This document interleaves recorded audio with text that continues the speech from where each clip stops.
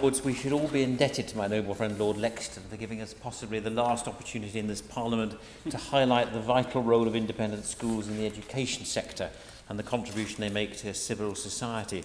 Those of us who've had the good fortune to know him for very many years, to have heard his erudite contributions in this House and indeed to follow him on his remarkable website, know that the issue about which he feels most passionately is that of Ulster, but a very close second is independent education, a cause for which he has always been a formidable and authoritative champion.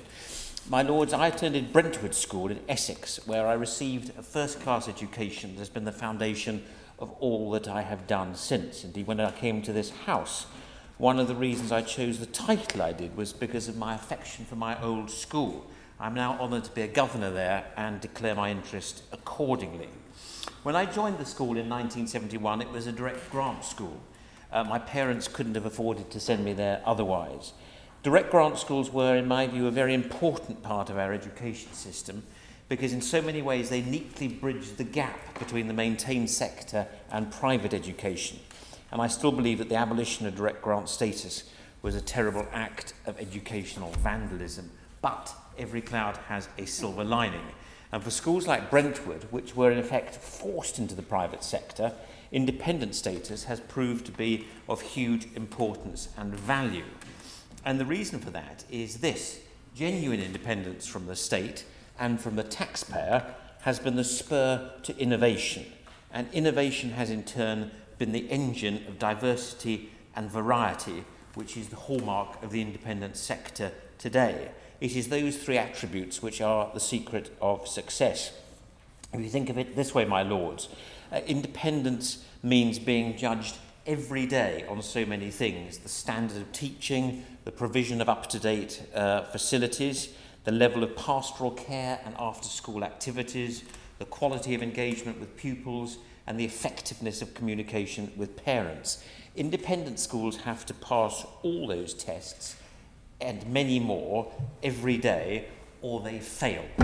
That so many of them are, like Brentwood, highly successful schools, shows how effectively they meet these daily demands. As I said just now, crucial to that is the ability to innovate, at the same time as preserving the tradition and heritage which are so valued by parents. Experimentation, original thought, and the most up-to-date digital technology can all sit alongside a respect for institutional history and custom and a culture of excellence ingrained over generations.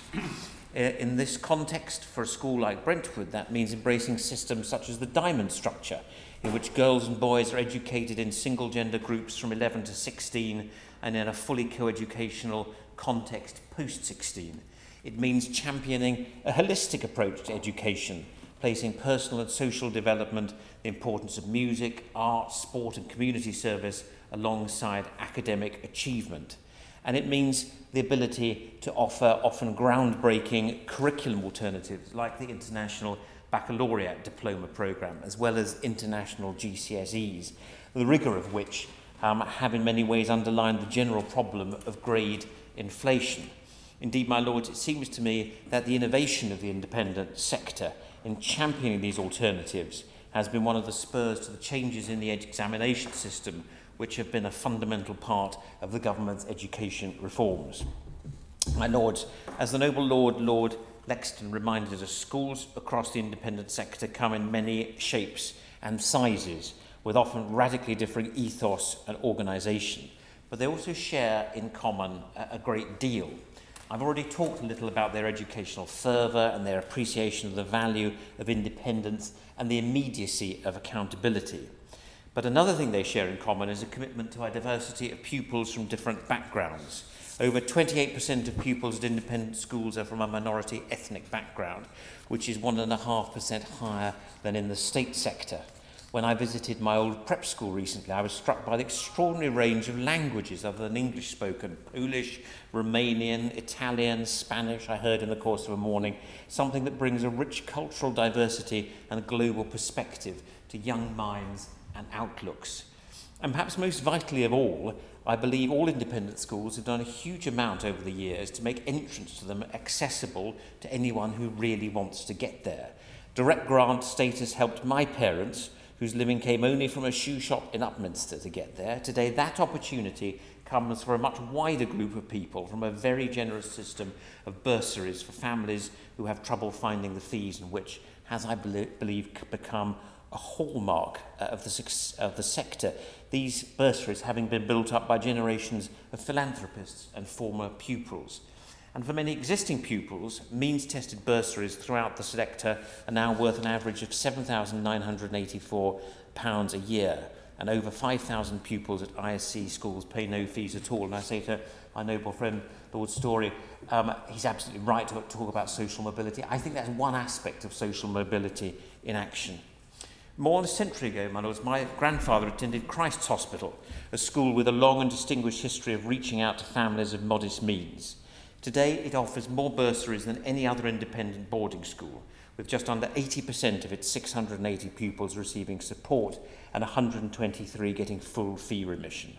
Last year, it spent £16 million on means-tested purposes, a staggering sum, showing how seriously it, in common with all other independent schools, take their wider civil obligations and charitable status.